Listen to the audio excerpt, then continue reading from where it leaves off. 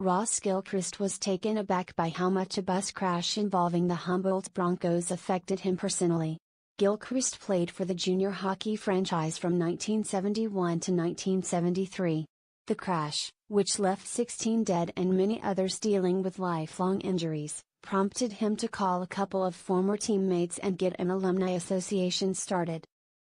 He was able to purchase nearly 30 tickets for when the Broncos get back on the ice Wednesday night for their first regular season game since the tragedy, and he offered them to the 220 people he managed to get on the team's alumni mailing list.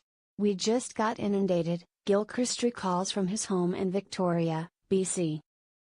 Emails started to flood in from people all over the world, including England and Sweden, who wanted to come and show their support. Team president Jamie Brockman says he is not really sure what to expect when the Broncos face the Nipawin Hawks Wednesday night. The Hawks are the same team the Broncos were on their way to play April 6 when their bus collided with a tractor-trailer at a rural intersection.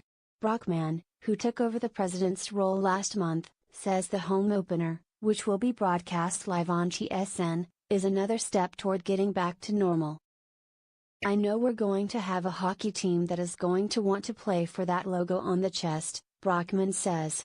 "And a lot of people that want to see that be successful. But," he says, "last year's team won't be far from their minds. Time does help some, but we'll never forget," he says. "We're experiencing a new normal and we'll never want to forget the players and families that have been involved in that moving forward." Memorials already line the halls and ice at the Broncos' Elgar Peterson Arena. Just inside the main doors, there's a big cross with the names of those who died in the crash along with a flag of what province they were from.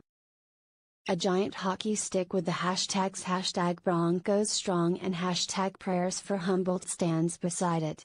Further down, there's a glass display with banners displaying the numbers and last names of everyone on last year's team and a team picture. Candles, flowers, and Broncos-themed hockey equipment are also on display. Inside the rink, a pair of ribbons with the Broncos colors are painted into each end of the ice. Pastor Sean Brandow has been in Humboldt for 8 years and has worked with the Broncos as their chaplain. He recalls late coach Darcy Haugen's slogan, "It's a great day to be a Bronco, gentlemen." "I hope that's true again this year too," Brandow says. Former Edmonton Oiler Chris Joseph, whose son Jackson died in the crash, wishes the new team well. "As much as we all want to remember our team from last year, we really want the Broncos to succeed and we really want them to heal," Joseph said at a recent event in the community.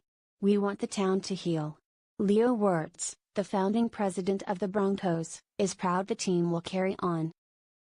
The 79-year-old, who lives in Lloydminster, Sask, now, says the new season will help take people's minds off the tragedy.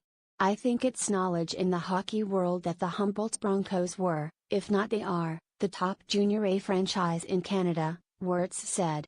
"They'll follow in the footsteps of the great teams that were before them." Ralph Britz, who was an assistant coach on the team in the early 1980s and a former season ticket holder, says the community is behind the team. "Humboldt sort of thrives on the Broncos in the winter months," Britz says. "It's a big income for the Humboldt area, because there's lots of people around here that just live for hockey." There is a reunion for the 1972-73 Broncos team the day before the home opener.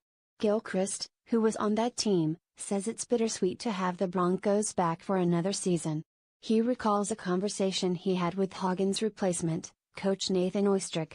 "I said, 'This is a win that you're actually even icing a team this year,'" Gilchrist said.